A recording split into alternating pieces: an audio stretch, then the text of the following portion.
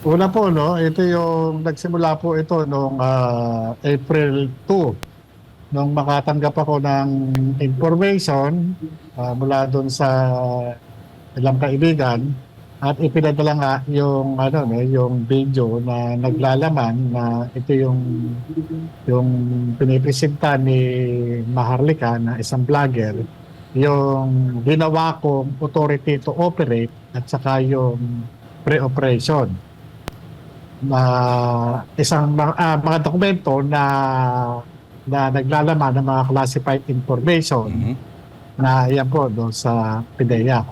So yan po yung mismong ano no, na pinaplastic screen. So nung nakita nyo po ito, alam nyo na kayo gumawa nito.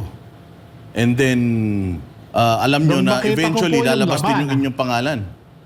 Opo, nung makita ko po yung laman, nanlamig po ako kasi una-una nananahimik po ako ba't ako nadadamay dito sa ganitong ano no, ah, ah, paglalantad na ito. Dahil yung mga dokumento na yan, dapat yan nasa pag-iingat ng PIDEA. Mhm. At ito, nakarating din doon sa aking kaalaman na mayroong ano no, di pagkakaunawaan yung Director General na si ano no, Director General Lasso doon sa isang ahente ng PIDEA. Kaya yun ang isa doon sa mga naisip ko na ba't ako nasali dito? Kung may awayan kayo dyan, ba't pati ako madadamay? Mm. So, siyempre ako, dahil sa laman ng mga ano no, ng information na doon sa classified document na yun, talagang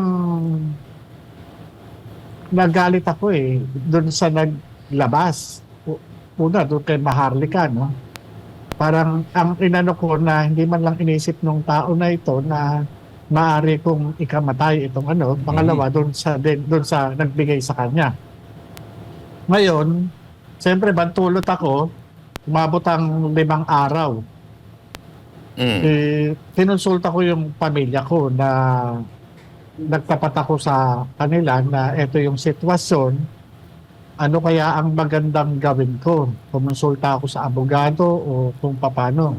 Mm. Sabi ng aking may bahay, di ba, trabaho mo yan. Hindi, bakit di mo na lang sulatan yung DG nyo, yung Director General ng PIDEA para malaman niya na wala kang kinalaman dyan. Pangalawa, sabihin mo, itong mga ano na ito, na inandun sa, ano, total, doon naman talaga yan. Yun nga po yung ginawa ko.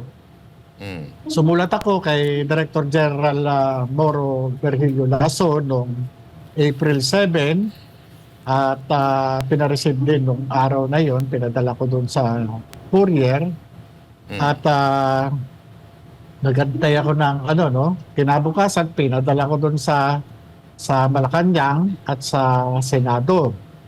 Kasi kaya ako pinadala naman sa Malacanang dahil ang PIDEA ay Office of the President. At talagang pinakikita ko sa kanya na teka muna, wala akong kinalaman dito na ano, ito yung laman niyang information na yan.